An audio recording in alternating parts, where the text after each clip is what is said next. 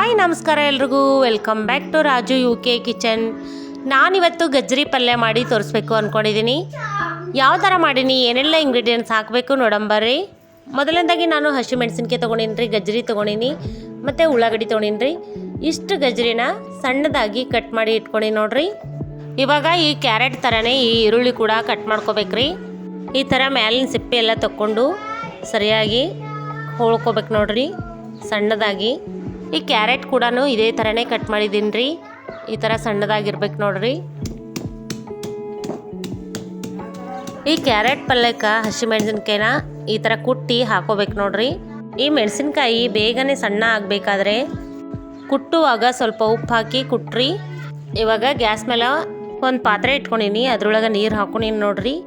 ನೀರು ಈ ಥರ ಕುದಿತಾ ಇದ್ದಂಗೆ ಕ್ಯಾರೆಟ್ನ ಇದ್ರೊಳಗೆ ಹಾಕಿಬಿಡ್ಬೇಕ್ರಿ. ಎಲ್ಲ ಕ್ಯಾರೆಟನ್ನು ಈ ಥರ ಹಾಕಿ ಒಂದು 10 ನಿಮಿಷ ಕುದಿಸ್ಕೋಬೇಕಾಗ್ತದ್ರಿ. ಇದಕ್ಕೂ ಸರಿಯಾಗಿ ಕುದಿಬೇಕ್ರಿ. ಕುದಿಯೋವರೆಗೂ ನನ್ನದೊಂದು ವಿನಂತಿ ಅದ ರೀ, ಅದನ್ನು ಕೇಳಿಸ್ಕೊಂಡ್ಬಿಡ್ರಿ. ನೀವೇನಾದರೂ ನಮ್ಮ ಚಾನಲ್ಗೆ ಹೊಸಬರಾಗಿದ್ದರೆ ಪ್ಲೀಸ್ ನಮ್ಮ ಚಾನಲ್ನ ಸಬ್ಸ್ಕ್ರೈಬ್ ಮಾಡಿರಿ, ಬೆಲ್ ಐಕಾನ್ನ ಒತ್ತಿರಿ. ಹೀಗೆ ಮಾಡೋದ್ರಿಂದ ನನ್ನ ವಿಡಿಯೋದ ಪ್ರತಿಯೊಂದು ನೋಟಿಫಿಕೇಷನ್ ನಿಮ್ಮ ಮೊಬೈಲ್ಗೆ ಬರ್ತದೆ. ಆಗ ಫಸ್ಟ್ ವಿಡಿಯೋ ನೀವೇ ನೋಡ್ಬೋದು. ನಮ್ಮ ಚಾನಲಲ್ಲಿ ಬೇರೆ ಬೇರೆ ಅಡುಗೆಗಳು, ಬೇರೆ ಬೇರೆ ರೆಸಿಪಿಗಳು ಅದಾವ್ರಿ, ಒಂದ್ಸಲ ಚೆಕ್ ಮಾಡಿ ನೋಡಿರಿ. ಮನೆಯಲ್ಲಿರೋ ಪದಾರ್ಥನೇ ಬಳಸಿ ರುಚಿ ರುಚಿಯಾಗಿ ಯಾವ ಥರ ಅಡುಗೆ ಮಾಡಬೇಕು ಅನ್ನೋದನ್ನು ಹೇಳಿದ್ದೀನಿ. ಜಾಸ್ತಿ ಮಸಾಲೆ ಕೂಡ ಯೂಸ್ ಮಾಡಿಲ್ಲ. ಎಲ್ಲ ಅಡುಗೆನೂ ಒಂದು ಸಲ ನೋಡಿರಿ. ಇವಾಗ ನೋಡಿರಿ, ಈ ಕ್ಯಾರೆಟು ಸರಿಯಾಗಿ ಕುದ್ದವು ನೋಡಿರಿ. ಈ ಥರ ಆಗಬೇಕು ನೋಡ್ಬೋದು.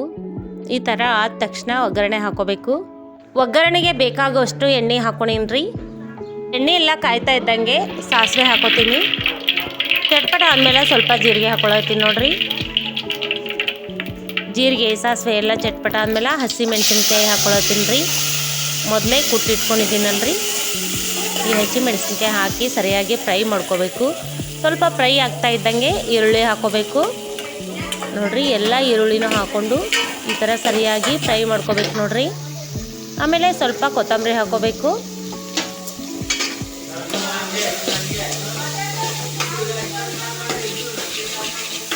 ಇವಾಗ ಸ್ವಲ್ಪ ಅರಿಶಿನ ಪುಡಿ ಹಾಕೋಬೇಕ್ರಿ.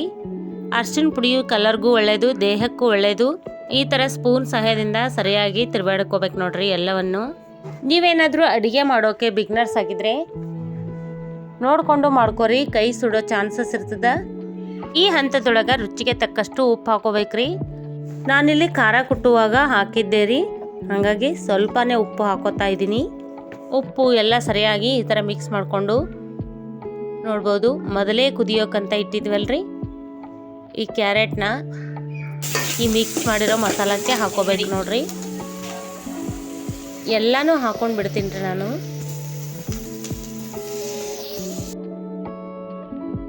ಈ ಥರ ಎಲ್ಲ ಕ್ಯಾರೆಟನ್ನು ಹಾಕೊಂಡಾದ್ಮೇಲೆ ಸರಿಯಾಗಿ ಈ ಥರ ಫ್ರೈ ಮಾಡ್ಕೋಬೇಕು ನೋಡ್ರಿ. ಎಲ್ಲವೂ ಸರಿಯಾಗಿ ಈ ಥರ ಮಿಕ್ಸ್ ಆಗ್ಯದ ನೋಡ್ರಿ. ಈಗ ಶೇಂಗಾದ ಪುಡಿ ಹಾಕೊಳತ್ತೀನಿ ರೀ ನಾನು.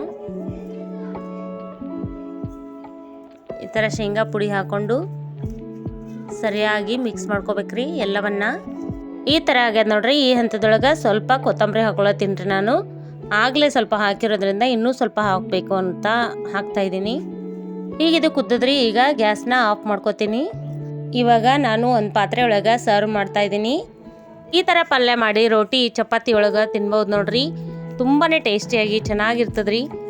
ಈ ಕ್ಯಾರೆಟ್ ರೆಸಿಪಿ ನಿಮಗೆ ಇಷ್ಟ ಆಗಿದೆ ಅನ್ಕೋತೀನಿ. ಇಷ್ಟ ಆದರೆ ಒಂದು ಲೈಕ್ ಮಾಡಿರಿ, ಹೀಗೆ ಸಪೋರ್ಟ್ ಮಾಡ್ತಾಯಿರಿ. ನೀವು ಒಂದ್ಸಲ ಟ್ರೈ ಮಾಡಿರಿ, ಹೆಂಗೆ ಬಂದದಂತ ಕಾಮೆಂಟ್ ಮಾಡಿರಿ. ಸಿಗೋಣ ಮತ್ತೊಂದು ವಿಡಿಯೋದೊಂದಿಗೆ. Thank you for watching this video.